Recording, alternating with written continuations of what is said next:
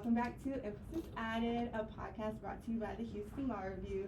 This is the first episode of Season 7, and I'm one of your Season 7 hosts, Vincent. And I'm your other Season 7 host, Tami, Bankole. Today we're joined by a very special guest. We have our very own Editor-in-Chief, Mikenzie Miksch. Thank y'all for having me. Thank you for joining us today. We always like to begin our host by discussing our guest background and allowing the audience to become better acquainted with who we're speaking with us today. So can you share a bit more about your background before law school? Yeah, I am from Austin originally, and then I went to the University of Texas, so that was really where I grew up. And moving to law school was actually my first time leaving. I worked for a year before I came to law school in Austin as well, so that's kind of some of my background, but I've loved getting to explore Houston and be here. What did you do for that year? I worked at a law firm in Austin. It was a commercial litigation boutique. I was exploring going to law school, and we can get into that more too, but that was kind of why I had worked there for a year. Oh, fun. So what inspired you to go to law school in the first place? Yeah, so I was a government major, and I did some political, it was basically at UT, it was like political science, they just called it government, and I did some internships that were related to that. I interned at the Capitol in Austin, and I kind of explored maybe doing that, and then I was like, I don't know if all of the politics stuff is for me, but I still thought the whole sphere was really interesting, and I had a government professor that was like, oh, well, have you thought about law school? I was like, I don't know, I guess. So then I had just studied for the LSAT, tried it out, and then I was like, I still don't know. So then that's when I worked for a year. And that year I really tried to observe kind of what the attorneys were doing and if I could actually see myself doing what they were doing. And I could. So that was kind of what led me into law school. Wow, that sounds so much fun. So what were like some of the biggest influences to you going to law school or during your law school journey? Like people who have like influenced you or things really? Yeah, so there were a couple attorneys at that firm that I felt like influenced me some. I was basically doing paralegal work I was working for a paralegal, helping them out, assisting them when they had trials, depositions, things like that. So a lot of it was actually more administrative work. I wasn't like sitting down doing research or anything. But I got to see the attorneys, like I said, and there were a couple that, I felt like even though I was lower on the pole or whatever, they really still poured into me, kind of wanted to share what they did, encouraged me when I was applying to law schools. They told me all about it, and there was one attorney at that firm actually that went to U of H, and she was like, oh, have you thought about applying there? You should do it. And when I got in, she was really encouraging me to go, and she was like, oh, and you get the new building, because she was like, I was in a dungeon. So she was a big inspiration. And then when I came to law school, I had different mentors. Professor Duncan was a huge part, and then also I had a TA who was the year above me, and she was also on law review, and she was someone that influenced me a lot too. That's so cool. Great influences. Yeah. So that was our next question of how you heard about law review and what drew you to it. So was it mostly like your TAs and the people above you, or did you come into law school knowing you wanted to do law review? Yeah, it was kind of a mix. So I knew what law review was before law school, which I feel like a lot of people don't, from those attorneys that I was talking about at the firm that I worked. They were basically all in law review at their schools, and I was like, oh, whatever that is, I should do that probably, because these people are successful. I had no idea what it really entailed. So I came in being like, okay, I should shoot for that, I guess. And then I remember at orientation, they do a little tabling, and I got to meet some of the law review people, and they handed me the flyer, and they're like, oh yeah, you have to be in the top 10%. And I was like, oh, okay, well, I'm just gonna do school. So I think that I kind of didn't think about it as much. After that, I was like, I need to just focus on 1L and get through this. Then I did have the TA I was talking about, Eliana, who was on law review, and she was telling me all about, she'd be like, oh yeah, we're about to have a Halloween party, and we're about to do this, and we're doing all these things, and she would always come back in the office, and I was like, I want to do that, whatever she's doing. So she kind of was the person who really pushed me to keep working at it and encouraging to do that. Oh, that's so nice. And we know like law school can be a lot. We know law review can be a lot. So what are the activities you like to do to recharge and just feel like Kenzie again? Yeah. I wish I had something more fun to say, but I would honestly be like going on walks. I love going to like Memorial Park or Buffalo Bayou, or the Rice University has like a loop around it, and I really try.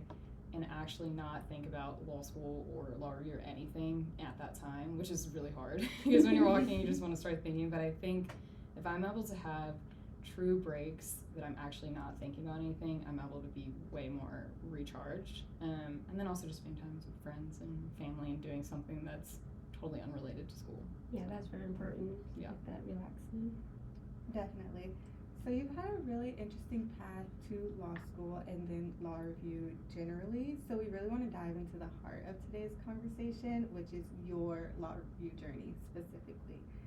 So once you were on law review, what made you want to step up into this role of editor-in-chief? Yeah, I kind of have a long-winded answer about that. I knew from the beginning that I didn't hate site checking as much as other people did, and so I knew I at least wanted to be on the editing side. I thought it was cool. I could really see how it all came together. I understood that like what we were doing was important to the whole piece, and so I always liked the editing aspect, and I liked LSS class, so I was like, oh, I guess I like this type of thing. From there, though, I didn't really know. I just knew I wanted to be involved in some way, and Eliana was the chief articles editor, and so I kind of thought maybe I would go for her position. And when I really sat down and talked to her about what she did, I was like, I don't know if that's necessarily what I want to do. And she was like, well, have you talked to Sophia, who was the editor-in-chief before me? And I was like, I wasn't planning on it. So then when I went and sat down with Sophia and the way that she described the position, I was like, that sounds so much more like me and what I want to do. And a main reason for that is kind of just the people aspect of it, that you really get to have and work with all the different people. And I mean, I can explain that more too at some point, but that's kind of what really drew me to the position. So you never thought about doing a podcast? I can't say I ever thought. I think I actually put it very far in the bottom. We'll try to feel offended. It's okay. Yeah. That's cool. So, what were your expectations about your role as editor-in-chief, and what is the reality? Like, it was the tea. Yeah. I think that, so kind of what I was hinting at, one of the best parts about the role, but ends up being also the hardest, is you kind of get to wear all the hats, is the way Sophia described it to me. And so you get to do recruitment stuff, and then you get to do the notes and comments, and you're obviously doing editing, and so you play all of these different roles, but it's cool because you're working with people that this is their whole thing, so they know everything about it. You know, when I meet with Rachel, our chief notes and comments editor, she knows everything about notes and comments. She has everything ready, and so I get to kind of just help her with decisions, bounce things off of her, plan things with her, make sure everything's kind of like going smoothly. But it's cool because I get to work and have those individual relationships with people rather than just a big team, which I like too.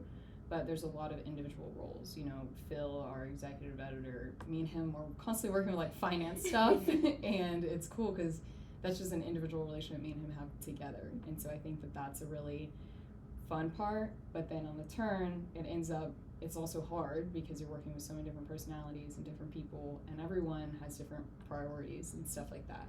So I think coming in, I was expecting that to be a thing, and in reality, it's definitely a little harder than I maybe imagined, but it's also what makes the job so fun. So You did an amazing job so far. oh, thank Yes. you. Thank you. Wouldn't choose anyone else. So you mentioned wearing a lot of hats and kind of having to work with a lot of different people, and you're kind of like the backstop for everything that goes on in law review. So how did you prepare yourself to take on this leadership role? Yeah, I think that's a good question that kind of bleeds into actually the question you just asked. Was another thing that's hard in reality is, the decision kind of stops with me. And so while I take advice from so many different people and bounce all these ideas off, at the end of the day, I kind of just have to be like, okay, here's what I think we should do, or here's the decision. Even if it's something so small, like how to cite something. Like the blue book doesn't answer, so who's going to choose? And I'm like, okay, I guess I'll say. So I think that a way that I kind of prepared myself for that was whenever last semester, how it works, we transition for a semester. So when Sophia was teaching me, she would kind of really push me to try and make my own decision rather than just only asking her to tell me what to do, because at the end of the day, I was like, she will not continue to be here. So that was a good way. And then I think just learning from other people that I felt like were leaders, kind of what they did, how they held themselves, and soak all that in. So. That's good preparation, I bet. So we're gonna move on to discuss like your day-to-day role as editor-in-chief. We've heard like we know it's a huge responsibility. So can you tell us what a week looks like for you as editor-in-chief of the Law Review? Yeah, I mean every week is really different because it depends on where we are at in editing. So that's kind of what always controls my schedule. I think there's only 2 weeks of the entire semester where someone does not have an editing deadline. That doesn't mean it's always me, but if it's the 2 Ls and they're working on site check or kickbacks that week, at the same time, the articles editors may be doing something for the next week, So in those weeks when it's a little slower for me, I want to just be ready to answer questions, do all that. That's also the time I take to prepare and do all the administrative tasks of EIC while I don't have editing deadlines.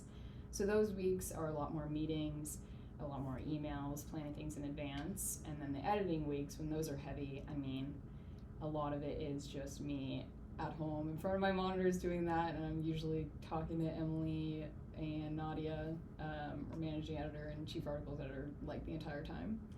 And then school, those weeks is a little less. It's kind of me just going to class and then trying to do as much reading as I can, but that's kind of how that looks at a typical week. I'm glad you mentioned school because I can't imagine doing my schoolwork and then doing your job too. I think that's so impressive. And our next question is, how do you manage? You kind of touched on it a little, but you have to coordinate with the authors, the editors, our faculty advisors. Like you said, you are the backstop and the final arbiter of everything. So do you make like a list of priorities, or do you just do it as it comes to you? Yeah, so I think luckily, kind of what I mentioned, I have a lot of people to help. So with authors, for example, our chief articles editor, Emily, she is the one who communicates all with authors, and I'm basically just kind of looped into it. And so, when she is like, hey, should we do this with the author, should we do that, me and her will discuss kind of offline what we should do, and then she'll be the one that actually carries that out. So that is a lot. That's hard to predict how that looks every week because it really depends on what the author needs that week. So sometimes they have a bunch of questions, sometimes they don't. But in terms of balancing other things like faculty advisors, it's kind of a similar thing. Their huge role comes in an advisory way, and so really when we have issues is when we kind of need them. So the main thing is editors and kind of just making sure everyone's on the same page. And so to answer, yes, I usually do like a list of priorities. I'm very type A about my to-do list, so that's kind of the thing that I wake up every morning and make sure and look at that and see kind of where the day needs to go.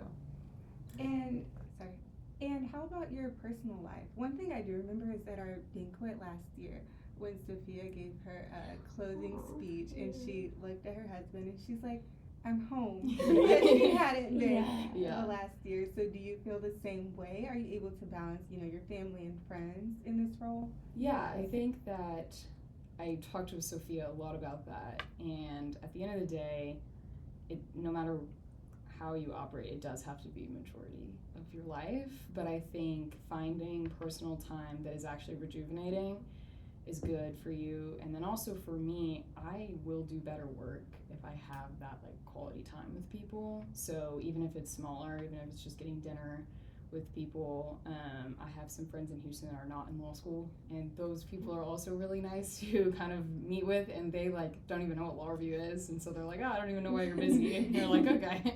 So I think those are good. It is definitely less than probably it was before, but we're kind of used to having to balance that. Think about 1L, that's a lot of, you were doing school a lot and maybe your personal time was less, but you still needed to do those things. All my family lives in Austin, so I already kind of don't see them as frequently, but when I go home, I really try and be present with them when I'm there. That's cool, and that's a great segue for our next question. So we know law review can be very demanding and sometimes challenging. What can you say is something that has law review has made you come out of your comfort zone, an example that you could give? Yeah, I think I know we kind of already talked about it, but I think being confident in my decisions is really something I was nervous for, because I was like, oh, what if everyone feels differently about it? What if someone's mad about it, or all that stuff? And I think obviously you still have to think about those things. You have to care what people think, but letting it, rule your decisions, I think is something that really has taken me out of my comfort zone. And then also in a more basic way, just like public speaking. I've never hated public speaking. It's never something I'm like, yay, I want to do. But I think that I get exposed to it, and that makes it easier every time, especially because I want to go into litigation, so I should get better at it anyway. But yeah. That's cool. Hi, so what has been the most rewarding part of your experience so far? I think that it sounds, I feel like, lame or cliche, but I think really seeing everything come together. So the first issue that our board did by themselves with issue 5 of volume 62, and actually seeing it like, wow, we did this and that is like, we were even the 2L site checkers on that, and we did all the editing, and I'm like, wow, this all coming together, being printed, being sent out to people, is just so real that it actually takes every single person, and every role was so important. And when you're a site checker, you may think, oh, what I'm doing doesn't really matter, like people won't really care. And then later on I'm like, no, the site checkers are the backbone, because those are the people that first look at the sources, they do everything. So I think it's rewarding to see how everyone was needed and everything come together. And then also in another way is just knowing that you're a part of like a really big team that is doing something that's been going on for 63 years, and we get to keep, pushing that forward and pushing the boat along. So cool. So how has the role as EIC changed how you view yourself as a future lawyer? Yeah, I feel like my ability to work in teams has definitely improved. I grew up playing sports and stuff like that, so I always enjoyed teamwork, but I think this really has showed you really want to pull out what people are good at and their best qualities. And so some people are really good at certain things, and that's what you want to be able to magnify. And then if they're not as good at something, that's okay. There's someone else that kind of pulls the other weight. And I think as a lawyer, you kind of have to do the same thing. Maybe not when you're a young associate, you're just doing whatever you can to survive. But I think later, you actually need to know, oh, this associate's good at public speaking, this associate's good at brief writing, this one's really good at research, this one knows the blue book back and forth. And so I think being able to recognize people's strengths really helps me. And then also just back to probably the public speaking and being able to meet a bunch of different people. We interact with lawyers and judges and professors and authors and all these other things. So it's a really cool part. Really cool. Do you feel like you're going to be the designated blue book person at your firm? I know. I feel like people are going to expect that I'm like the best blue booking, and I'm like, don't look at me. I don't want to do it. No, I think what you said earlier, if it's not in the blue book, you just kind of make it up. And I think I always think that the blue book is just made up. Sure. Someone had to at some point, so. So beyond your day-to-day, law review in general has a huge role in the legal community. So what do you think is the biggest misconception about law review amongst students? This one is, I apologize already because I feel like I have a long answer. I feel like there's 2 big misconceptions. The first one is that it's less needed now, because I think people, get jobs before they're even on law review. For big law is what I'm at least talking about. I know there's a lot of other aspects, but so they're like, oh, I don't even need it, I already have a job. I think that's a misconception, because you're only looking at this gets me a job, rather than there's so many soft skills that you learn from law review. There's networking, there's people that even just on your board. In 10 years, if I want to move firms and Tami, you're at a firm that I want to be at, I can text you or email you and be like, hey, we haven't talked in a while, but here's, something like that. So I think that's a misconception. And it also seems to imply that you think you're going to stay at the same firm forever. I mean, I really like where I'm going to be, and I hope I'm there for a long time, but things change. People may want to move in-house, they may want to do something, and that stuff's still on your resume. And those are also connections you still have, and the alum are, really willing to help. So I think that's a big misconception, that it's only needed to get a job. And it definitely still helps some people get jobs, so I'm not saying that, but I think that's one thing. And then second, this is really specific, but that it's only beneficial for litigation people. I would actually argue it benefits transactional people more in terms of the actual skills. I understand transactional people never use the blue book, so they're like, why would I do this? But the attention to detail that you learn is crazy. Even when I look back from a year ago when we had just started on law review, so different than now. I can open up and document and notice right away something that is off about it or something that's different or the formatting. And also substantiation, making sure everything matches what the author says and what the source says.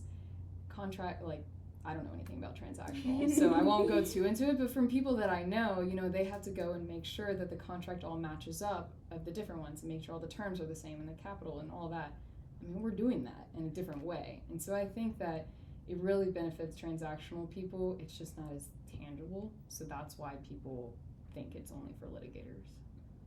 I agree. I can speak to that too. I think you learn a lot of practical skills that are not spoken about. I know one of my assignments this summer, compiling packets, and I'm an expert at compiling packets. You can do that. After I have all those site checks. So definitely agree it's beneficial to everyone, litigation or transactional. Yeah, and I also love you spoke about networking, because I can't emphasize the importance of networking. In the legal field, your power is the people networking and stuff like that. Yeah. So I'm glad that you can mention about how law review brings out that aspect. It helps you meet people and whatnot.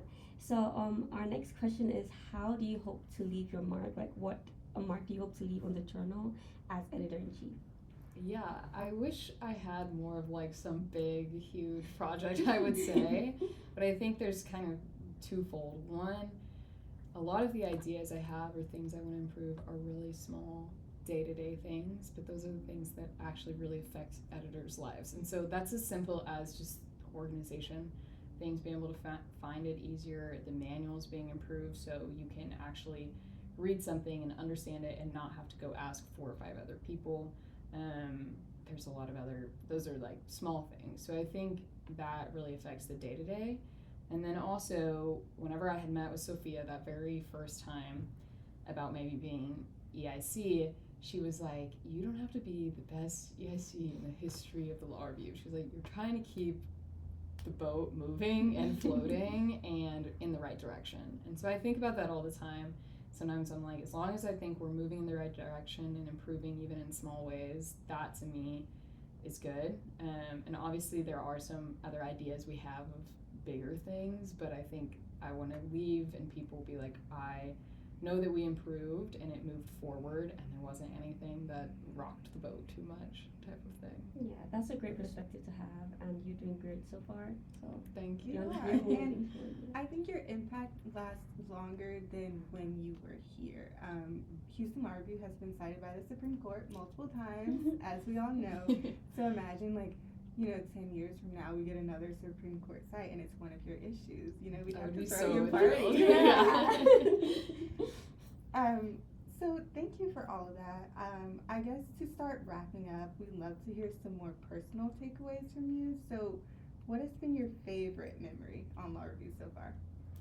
So this one I feel like I have kind of two. One, when I think about Board 64, I loved getting to call people and tell them they successfully wrote on to the Law Review. I thought that was just really, it was just so fun, and people really put in a lot of effort to do that, and it's a really big deal. And so getting to actually hear people's reactions and be the one to tell them, it was just it was so sweet and it was really fun.